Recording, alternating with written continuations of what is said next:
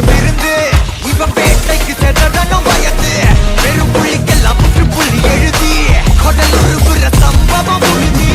இதுவரையில நல்லவன் இருந்தான் இந்த கதையில நாட்டத்தை போனா பத்தி குச்சியில எரிமரம் போலே எரிகாத நீ கொலசாமிய வேண்டி கொள்ளாமே அரங்கம் அதிரட்டுமே விசிலு பறக்கட்டுமே now கரங்கள் ஒசரட்டுமே தேக்கோ அழுத்து மொத்தமே now குழந்தை சிரிப்புள்ள பேசுதா இமயமலை போல மாசுதா